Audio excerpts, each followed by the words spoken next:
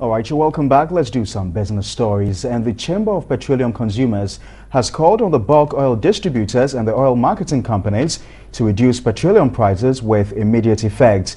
Duncan Amwa of the Chamber observed that since there is improvement in the two major factors for the fuel hike, it is only fair a downward adjustment in fuel prices is made. The Chamber of Petroleum Consumers was one of the entities that advocated for the deregulation. It, however, thinks the implementation leaves much to be desired. Duncan Amwa of the Chamber explained that giving the oil companies all the latitude to determine prices with little regulation only opens the field for exploitation. One of the key challenges you would find is at the moment the regulator says you determine what you are going to sell it for which reason every 2 weeks we ask the BDCs to come with their maximum indicative prices, which they do, and then we sanction it as what should go for the next 2 weeks. We are giving a lot of freedom to the BDCs as to whether they would be reasonable with those freedoms. I think it's one that you and I can safely say we are not seeing that at the moment. Since the introduction of deregulation in the petroleum industry less than a month ago, there have been two price hikes, 9% and 15%, with the main determinant being the depreciation of the cedi and increase in crude prices on the world market.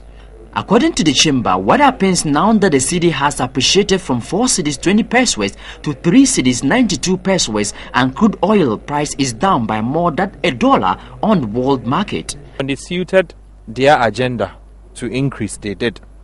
Now it suits the consumer to also buy for less, because fortunately for you, the second component that determines pricing at the pump, which is the cedi-dollar relationship, as we've been told severally, has improved positively for the consumer. So we don't see why we continue to pay 18 Ghana cedis for a gallon of petrol in this country. Crude on the world market is coming down. The Chamber calls on the government to take a second look at the deregulation policy and deal with the loopholes to curb the exploitation of consumers.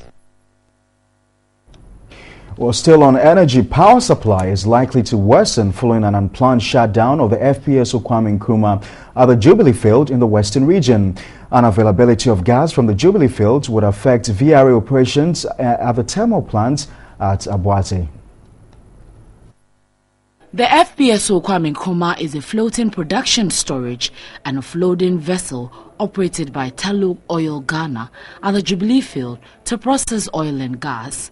In a statement issued by Tullow Oil Ghana, gas exports to the Ghana Gas onshore processing plant has been halted. In September 2013, Tullow Oil Ghana shut down the FPSO for temporary maintenance work. Ghana Gas is the main supplier of gas to the Volta River Authority plant at Abuate. This means power supply is likely to worsen due to the unavailability of gas.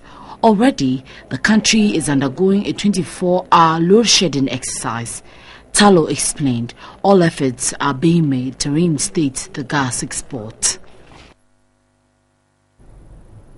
Well, an $82.3 million contract has been signed between the Ministry of Communications and KNET for the supply and installation of a digital video broadcasting second-generation terrestrial network.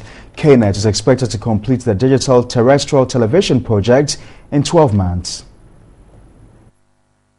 The payment for the contract sum of $82.3 million will be made from the proceeds of the auction of the spectrum to be released following migration of broadcasters from analog to digital, referred to as digital dividend. The auction of the digital dividend and the use of part of the proceeds in financing the DTT network rollout eliminates the need for any loans, either concessionary or commercial, for this project.